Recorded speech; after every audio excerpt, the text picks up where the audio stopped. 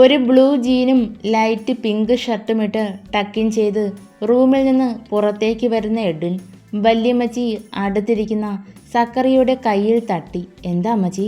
ദേ ഇവൻ ഇനി എന്തിൻ്റെ പുറപ്പാടാണോ ആവോ? ചുറ്റിയടിച്ച് ആരുടെയെങ്കിലും മെക്കിട്ട് കയറാനുള്ള പോക്കായിരിക്കും. ഐസക്കിൻ്റെ കാറിൻ്റെ കീ എടുത്ത് തിരിച്ചും മറിച്ചും നോക്കി അരിശത്തോടെ മുറുകെ പിടിച്ചു. നീ ഇത് എവിടേക്കാ? വല്യമ്മച്ചി ചോദിച്ചു. ഓഫീസിലേക്ക്. ശബ്ദം താഴ്ത്തി അവരെ നോക്കാതെയാണ് അവൻ പറഞ്ഞത്. ത്രേസ്യാമ്മ പുച്ഛച്ചിരിയോടെ അവൻ്റെ അടുത്തേക്ക് വന്നു. ഓഫീസിൽ പോകുന്നതൊക്കെ കൊള്ളാം, അവിടം കുളം തോണ്ടിയേക്കരുത്. എൻ്റെ അച്ചായൻ്റെ വിയർപ്പാണ് ഇന്നീ കാണുന്ന സ്വത്തുക്കൾ മുഴുവൻ.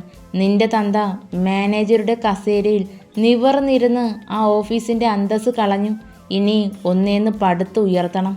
അയാൾ നശിപ്പിച്ചത് തിരികെ കൊണ്ടുവരാൻ എനിക്ക് കഴിയും. ആത്മവിശ്വാസവും ധൈര്യവുമുണ്ട്. അവൻ്റെ വാക്കിലെ കടുപ്പം വല്യമ്മച്ചി കണ്ണ് മിഴിച്ചുപോയി. വിടമ്മച്ചി, അവൻ പോട്ടെ.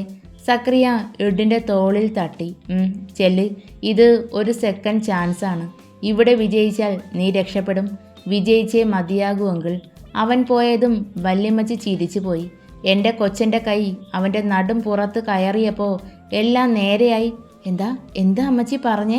ത്രേസ്യാമ്മ മകനെ നോക്കി കണ്ണിറക്കി ചിരിച്ചു. ഡെന്നിയാണോ എഡിനെ ഉപദ്രവിച്ചത്? എന്തിന്? അത് അവൻ്റെ പെണ്ണിനെ കയറി പിടിച്ചു. കോഴിമുട്ടയ്ക്ക് മേലെ അടയിരിക്കും പോലെ അവൻ കൊണ്ടു നടക്കുന്നതാ കൊച്ചിനെ. അതിനൊന്ന് വേദനിച്ചാൽ ചെക്കൻ മിണ്ടാതെ ഇരിക്കുവോ? സക്രിയ പുഞ്ചിരിച്ചു. എൻ്റെ മോള് ഭാഗ്യം ചെയ്തവളാ അല്ലേ അമ്മച്ചി? പതിയെ പറഞ്ഞാൽ മതിയോ? ദോ നിന്റെ മോള് പള്ളി ഉറക്കം കഴിഞ്ഞ് വരുന്നുണ്ട്. ത്രേസ്യാമ്മയും സക്രിയയും കണ്ടതും സ്റ്റെപ്പുകൾ ഇറങ്ങി വന്നവൾ ഒന്ന് പരിങ്ങി. കർത്താവേ, പപ്പയും വല്യമ്മച്ചിയും ഉണ്ടല്ലോ, എന്താ പറയുക? എൻ്റെ കൊച്ചേ, അവിടെ നിന്ന് തത്തിക്കളിക്കാതെ വാ, ചോദിക്കട്ടെ. അവൾ ചമ്മലോടെ തലയിൽ മാന്തി. രണ്ടുപേരെയും നോക്കി വെളുക്കനെ ചിരിച്ചു. പനി മാറിയോ മോളെ? മാറി പപ്പേ. തല താഴ്ത്തിയാണ് നിൽപ്പ്. കൊച്ചെവിടെയായിരുന്നു? കാണുവാനില്ലാന്ന് പത്രത്തിൽ കൊടുത്താലോ എന്ന് ഞാൻ ആലോചിച്ചു. അത് വല്യമ്മച്ചി, ഇച്ചായനെ കാണാൻ. എനിക്ക് ഒരു കാര്യം പറയാൻ. വെളുപ്പിന് 4:30 എന്ത് ചർച്ചയാ? അതാദ്യം പറയ്. അമ്മച്ചി, കൊച്ചിനെ കളിയാക്കാതെ വിട്ടേക്ക്. നിഷ അപ്പോഴാണ് തല ഉയർത്തിയത്. അത് തന്നെ, എൻ്റെ പെണ്ണിനെ ക്രോസ് വിസ്താരം നടത്താൻ ഇതാര്? വക്കീലമ്മയോ? ഡെന്നിയും വന്നു. നിഷയുടെ വെള്ളാരം കണ്ണുകൾ വിടർന്നു പോയി. അപ്പനും കെട്ടാൻ പോകുന്നവനും ഒപ്പം നിന്നപ്പോൾ പെണ്ണിന് ഇത്തിരി ഇളക്കം കൂടിയിട്ടുണ്ട്. ഇളക്കമൊന്നുമില്ല വല്യമ്മച്ചി, സന്തോഷം. അവരെ പൂണ്ടടക്കം കെട്ടിപ്പിടിച്ചു നിന്നു. നിഷ അപ്പോഴാണ് ഡെന്നിയെ ശ്രദ്ധിച്ചത്. ഇച്ചായൻ എവിടെ പോവാ? ഞാനേ നമ്മുടെ മനുവിനെ കൂട്ടിയിട്ട് പെട്ടെന്ന് വരാം.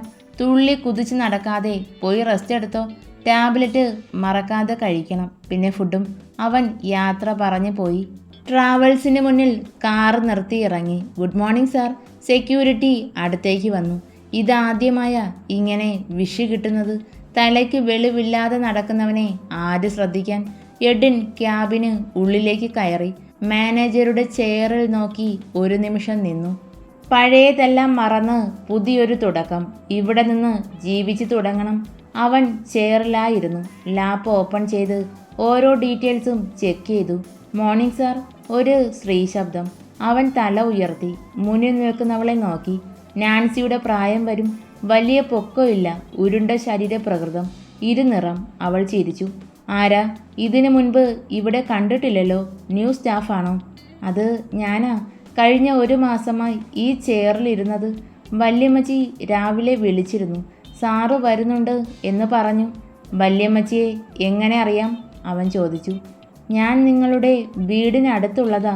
ഔസേപ്പ് സാറിൻ്റെ ഡ്രൈവർ എൻ്റെ വല്യപ്പനായിരുന്നു. എഡിൻ തലകുലുക്കി. തൻ്റെ പേരെന്താ?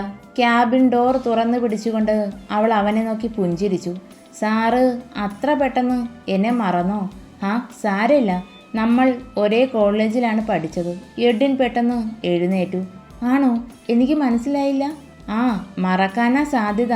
കൂട്ടുകാരൻ ഇവാനുമായി ബെറ്റ് വെച്ച് ഈ എഡിൻ സാറ് ഒരു പെൺകുട്ടിയെ ചുംബിച്ചത് ഓർക്കുന്നുണ്ടോ? അന്ന് ആ ലൈബ്രറിയിൽ വെച്ച്. അവനിൽ ഒരു ഞെട്ടലാണ്. ഇപ്പോൾ സാറിന് ഓർമ്മ വന്നു. ഞാൻ ഇസബല്ല. പരിഹാസച്ചിരിയോടെ അവൾ നടന്നു. കർത്താവേ, കുരിശുകളെല്ലാം എന്നെ തേടി വരുവാണല്ലോ. ഫോൺ ശബ്ദിച്ചു. എന്താ വല്യമ്മച്ചി? മക്കളെ, ഓഫീസിൽ ഒരു പെങ്കൊച്ചുണ്ട്. നിന്റെ ചാട്ടം അതിൻ്റെ അടുത്ത് കാട്ടരുത്. പിന്നെ കൊണ്ടേ പഠിക്കൂ എന്നാണേൽ എനിക്കൊന്നും പറയാനില്ല. ത്രേസ്യാമ്മ കോൾ കട്ട് ചെയ്തു. ഉച്ചയ്ക്ക് ലഞ്ച് കഴിക്കാനിറങ്ങുമ്പോൾ അവൾ സ്റ്റാഫിനോട് ചിരിച്ച് സംസാരിക്കുന്നുണ്ട്. അവനെ കണ്ടതും സീറ്റിലിരുന്നു. ആരോ നന്നായി കൈകാര്യം ചെയ്തപ്പോൾ എഡ്വിൻ സാറ് മാറി അല്ലേ? ഇനി അച്ഛൻ്റെ സ്വഭാവം കാട്ടാതിരുന്നാൽ മതി. അയാൾ ഇത്രയ്ക്കും ചീത്തയായിരുന്നുവെന്ന് കണ്ടാൽ പറയില്ല. സ്റ്റാഫിൻ്റെ സംസാരം കേട്ടതും എഡ്വിന് അപമാനമാണ് തോന്നിപ്പോയത്. ലഞ്ച് കഴിക്കാനിറങ്ങിയവൻ തിരികെ ക്യാബിനിലേക്ക് തന്നെ കയറിപ്പോയി. സാർ, ഇത് കഴിച്ചോ. വിശന്നിരുന്ന് ശീലമില്ലാത്തതല്ലേ. മുന്നിൽ ഒരു ടിഫിൻ ക്യാരിയർ വെച്ച് അവൾ പറഞ്ഞു. എഡിൻ്റെ കണ്ണിൽ ദേഷ്യം ഇരച്ച് കയറി. എനിക്ക് നിന്റെ ഔദാര്യം വേണ്ടെങ്കിലോ? ഓ, എൻ്റെ ആഹാരം ഞാൻ ആർക്കും കൊടുക്കാറില്ല. ഇത് സാറിൻ്റെ വീട്ടിൽ നിന്ന് ഡ്രൈവർ കൊണ്ടുവന്ന് തന്നിട്ട് പോയതാ. വേണേൽ കഴിക്ക്. കളയണം എന്നാണേൽ ആവാം. പക്ഷേ ഈ കഴിഞ്ഞ കുറച്ച് മാസങ്ങൾ കിടന്ന കിടപ്പിൽ ഈ സാധനമാണ് ജീവൻ നിലനിർത്തി തന്നത് എന്ന് മറക്കരുത്. പുറത്തു വന്ന് സ്വന്തം സീറ്റിലിരുന്ന് ഇസബെല്ല ചിരിച്ചു. നീ ഇങ്ങനെ അങ്ങ് മാറുമെന്ന് പ്രതീക്ഷിച്ചില്ല. ആ ആദ്യ ചുംബനം മറക്കാൻ എനിക്ക് പറ്റിയിട്ടില്ല. ആദ്യം വെറുപ്പായിരുന്നു, പിന്നെ വാശിയും. നിന്റെ അപ്പനാണ് നിന്നെ ഇങ്ങനെ ആക്കിയത് എന്ന് വല്യമ്മച്ചി പറഞ്ഞപ്പോൾ ഒരു സഹതാപവും. അവൾ ചുണ്ടിൽ വിരൽ വെച്ചു. ഹോ, സമാധാനം, സന്തോഷം. ഇനി എന്നും ഞാൻ ഇവിടെ കാണും എൻ്റെ വല്യമ്മച്ചി. മാനുവൽ വന്ന പാടെ ത്രേസ്യാമ്മയുടെ മടിയിൽ തല വെച്ച് കിടന്നു. മനു, പോയി ഫ്രഷായിട്ട് വാ, സക്രിയ പറഞ്ഞു. അവൻ കണ്ണടച്ച് കിടന്നു. പപ്പേ, ചായ. നിഷയുടെ ശബ്ദം. അവൻ കണ്ണ് തുറന്നു. ചേച്ചിക്കുട്ടിയും പപ്പയും സെറ്റായോ? അതെന്താടാ, നിനക്ക് കുശുമ്പുണ്ടോ? വല്യമ്മച്ചി ചോദിച്ചു. എന്ത് കുശുമ്പ്? ഇനി പപ്പയുടെ മുന്നിൽ എൻ്റെ അഭിനയ പാഠവും കാഴ്ച വയ്ക്കാൻ പറ്റില്ലല്ലോ, അതാ സങ്കടം. നീ നല്ല നടനാണെന്ന് എനിക്ക് മുന്നേ മനസ്സിലായതാ. നിന്റെ അപ്പനല്ലേ ഞാൻ? അവൻ ചൂളിയതുപോലെ ചിരിച്ചു. ഇച്ചായ, മിന്നുകെട്ടിന് മുന്നേ ഈ കുഞ്ഞളിയനെ ഒന്ന് പരിഗണിക്കണം കേട്ടോ. വിലപിടിപ്പുള്ളത് എന്തേലും വാങ്ങിത്തരണം. വല്ല ഐഫോണോ ബുള്ളറ്റോ. പിന്നെ ഇച്ചായൻ്റെ ഇഷ്ടം. മേടിച്ച് തന്നില്ലെങ്കിലോ? ആ, എന്നാ എൻ്റെ ചേച്ചിയെ ഞാൻ തരില്ല. അങ്ങനെ ഈ തടിയൻ കുഞ്ഞിപ്പെണ്ണിനെ സ്വന്തമാക്കണ്ട. നല്ല ഓഫറല്ലേ കിട്ടിയത്. ഡാ, ഞാൻ തടിയനോ? മാനുവൽ പൊട്ടിച്ചിരിച്ചുകൊണ്ട് ഓടി. പിന്നാലെ ഡെന്നിയും. ഓഫീസ് ടൈം കഴിഞ്ഞ് സ്റ്റാഫ്സ് എല്ലാം പോയി. എഡ്വിൻ കാറിലേക്ക് കയറിയിരുന്നതും കോ ഡ്രൈവിംഗ് സീറ്റിൻ്റെ ഡോറ് തുറന്ന് അവളും കയറി. പോകാം സാറേ. എവിടേക്ക്? നീ ഇറങ്ങ്. ഓ, പറ്റില്ലല്ലോ. സാറിൻ്റെ വീടിന് മുന്നത്തെ സ്റ്റോപ്പിൽ നിർത്തിയാൽ മതി. എന്തായാലും പെട്രോൾ അടിച്ച് അതുവരെ പോവുമല്ലേ. ഞാൻ ബസ്സിന് കൊടുക്കുന്ന കാശ് അങ്ങ് തരാം. അവൾ ബാഗിൽ നിന്നും 10 രൂപ എടുത്ത് നീട്ടി. നിന്റെ പിച്ചക്കാശ് ആർക്ക് വേണം? ഇത് പിച്ചക്കാശ്. പിച്ചക്കാരിയെ പിടിച്ച് ചുംബിച്ച് അതിൽ നിന്നും സാറിന് കിട്ടിയ കാശിനെ എന്ത് പേരിട്ട് വിളിക്കും? ഇസബല, പ്ലീസ്. കാശിന് വേണ്ടി മാത്രം ചെയ്തതല്ല. നിന്നോട് ആ സമയത്ത് ചെറിയൊരു ക്രഷ് ഉണ്ടായിരുന്നു. ഓ, ഉണ്ടായിരുന്നു. ഇപ്പം ഇല്ലയെന്നർത്ഥം. കോളേജ് മൊത്തം അറിയിച്ച് നിന്നെ നാറ്റിച്ചു. അതും പോരാഞ്ഞ് സസ്പെൻഷനും വാങ്ങി തന്നപ്പോൾ ഉള്ളിൽ മുള പൊട്ടിയ ലവ് മായ്ച്ചു കളഞ്ഞോ? എക്സാമിനാണ് കോളേജിൽ കയറുന്നത്. പിന്നെ നിന്നെ ഞാൻ കണ്ടിട്ടില്ല. അവൾ ഉറക്കെ ചിരിച്ചു. ചുമ്മാ കളവ് പറയല്ലേ സാറേ. കണ്ടിട്ടുണ്ട്. പക്ഷേ എഡിൻ്റെ തലച്ചോറിൽ മറ്റെന്തോ കയറി കൂടിയിരുന്നു. അതിൻ്റെ മയക്കത്തിലായിരുന്നു. അവൻ ഡ്രൈവിങ്ങിൽ മാത്രം ശ്രദ്ധിച്ചു. ഒരു വെയിറ്റിംഗ് ഷെഡിൽ കാർ ഒതുക്കി. ഇവിടെ ഇറങ്ങിക്കോ, ബസ് വരും. ഞാൻ പോകില്ല സാറേ. എനിക്ക് അത്യാവശ്യമായി ഒരാളെ കാണാനുണ്ട്. ഇപ്പോൾ വീട്ടിലേക്ക് പോകുന്നില്ല, അവൻ പറഞ്ഞു. എന്നാ ഞാനും വരാം. സാർ അവരെ മീറ്റ് ചെയ്തിട്ട് വരുന്നത് വരെ ഞാൻ കാറിലിരിക്കാം. ഹോ, ശല്യം. കാറിൻ്റെ വേഗത കൂടുന്നുണ്ട്. പിന്നെ ദേ അവിടെ നിർത്ത്. ഡോർ തുറന്ന് ഇറങ്ങും മുന്നേ അവനെ നോക്കി അവൾ പുഞ്ചിരിച്ചു. നേരെ വീട്ടിൽ പോയേക്കണം. പിന്നെ പഴയതുപോലെ പെമ്പിള്ളേരുടെ പിറകെ നീ നടന്നാൽ അന്ന് തന്നത് ഓപ്പണായി തിരികെ തരും. അവൾ നടന്നു പോകുന്നതും നോക്കിയിരുന്നു. ഇവളിത് എന്തു ഭാവിച്ചാണാവോ? ഹരി വീട്ടിലേക്ക് വരുമ്പോൾ പോർച്ചിൽ കിടക്കുന്ന കാറ് കണ്ട് മുഖമൊന്ന് തെളിഞ്ഞു. ദൈവമേ, എൻ്റെ കണ്ണനിന്ന് നേരത്തെയാണല്ലോ. സിറ്റ് ഔട്ടും കടന്ന് അകത്തേക്ക് കയറുമ്പോൾ അമ്മ സെറ്റിയിൽ കാലിന്മേൽ കാൽ കയറ്റി വെച്ച് ഗൗരവത്തിൽ ഇരിപ്പുണ്ട്. ദേവിക്കുട്ടി, ഇന്ന് എന്ത് പറ്റി? ബ്ലൗസ് തയ്ച്ച് ചുരിദാറായി പോയോ? അമ്മയുടെ കവിളിൽ വലിച്ചു പിടിച്ചു. നീ ഈ ഷൂ പോലും ഊരി മാറ്റാതെ എവിടേക്കാ പോകുന്നത്? ചെരുപ്പ് പുറത്ത് ഊരിയിടടാ. അയ്യോ, അത് മറന്നു. അരുണയുണ്ടോ അമ്മ? എന്താ നേരത്തെ എൻ്റെ ശബ്ദം കേട്ടിട്ട് പുറത്തേക്ക് വരാത്തതെന്താ? എനിക്ക് എങ്ങനെ അറിയാം? നീ ചെരുപ്പ് ഊരിയിട്ടിട്ട് അവിടെ ഇരിക്ക്. ഞാൻ ഒരു സാധനം തരാം. ഒരു ഗ്ലാസ് പായസവുമായി വരുന്ന ദേവിക്കുട്ടി. ഈ കൊതിച്ചു പെണ്ണ് എൻ്റെ അമ്മയെ ഒരുപാട് ശല്യം ചെയ്യുന്നുണ്ട് അല്ലേ? നിന്റെ പരാക്രമത്തോളം വരില്ല. ഹരി പായസം പെട്ടെന്ന് തന്നെ കുടിച്ചു. മോൾക്ക് വയ്യ, ഉറങ്ങുവാ. അതാ നീ വന്നത് അറിയാഞ്ഞത്. എന്തു പറ്റി? അവൻ ഗ്ലാസ് അമ്മയുടെ കയ്യിൽ കൊടുത്ത് വേഗത്തിൽ നടന്നു. പിന്നെ നിന്നെക്കുറിച്ച് ഒരു തെറ്റിദ്ധാരണ എനിക്ക് ഉണ്ടായിരുന്നു. പക്ഷേ എൻ്റെ മോൻ ആള് വേറെ ലെവലാണെന്ന് ഇന്നാ ഞാൻ മനസ്സിലാക്കുന്നത്. എന്തായാലും കൊള്ളാം. അവനൊന്ന് തിരിഞ്ഞു നിന്നു. അല്ല, കുറെ നേരമായല്ലോ ഈ സംസാരം തുടങ്ങിയിട്ട്. എന്താ സംഭവം? നീ ചെല്ല്, എല്ലാം മോള് പറയും. കണ്ണാ, അവൾ പെട്ടെന്ന് ഉണർന്നു. ഹരിക്കുട്ട, വേദനയും സന്തോഷവും നിറഞ്ഞ വിളി അവനിലേക്ക് പതുങ്ങി കിടന്നു. എന്താ കണ്ണാ, എന്തു പറ്റി? മുഖം വാടി കരിഞ്ഞതുപോലെ. എപ്പോഴാ വന്നേ? അത് എനിക്ക് നല്ല വൊമിറ്റിംഗ് ആയിരുന്നു. അങ്ങനെ ഇങ്ങി പോന്നു. അവൻ്റെ ഷർട്ട് ഇരു സൈഡിലായി അകത്തി മാറ്റിക്കൊണ്ട് നെഞ്ചിലൂടെ വിരൽ ചലിപ്പിച്ചു. വയ്യാതെ എന്തിനാ ഒറ്റയ്ക്ക് ഡ്രൈവ് ചെയ്തേ? എന്നെ വിളിക്കാമായിരുന്നില്ലേ? നിനക്ക് 2 അടിയുടെ കുറവുണ്ട് കണ്ണാ. ഹരി, ഞാൻ രാവിലെ പറഞ്ഞതല്ലേ ദോശയും ചട്നിയും കഴിക്കാൻ. കേട്ടോ നീ? തലേ ദിവസത്തെ സാമ്പാർ കൂട്ടി കഴിച്ചത് ഗ്യാസിന് പിടിച്ചിട്ടുണ്ടാവില്ല. വാ, നമുക്ക് ഹോസ്പിറ്റലിൽ പോകാം. അരുണ കണ്ണും തള്ളി പിടിച്ച് അവനെ നോക്കി. ഹോസ്പിറ്റലിൽ പോയി ഹരി. ഇവിടെ വന്ന് അമ്മയും കൂട്ടിപ്പോയി. ആണോ? ഡോക്ടർ എന്തു പറഞ്ഞു? ദേ, ബ്ലഡും മറ്റും ടെസ്റ്റ് ചെയ്ത റിസൾട്ട് ഇരിക്കുക, നീ നോക്ക്. ഹരി എഴുന്നേറ്റു. ഈ ഷർട്ട് എപ്പോഴാ പെണ്ണെ ഊരിയെ? അവൾ ചുണ്ട് കൂർപ്പിച്ചതും അവന് ചിരി വന്നു. റിസൾട്ടിൽ പോസിറ്റീവ് കണ്ടതും ഹരി ഞെട്ടിപ്പോയി. കണ്ണാ? അവളുടെ കണ്ണുകൾ നിറയുന്നു.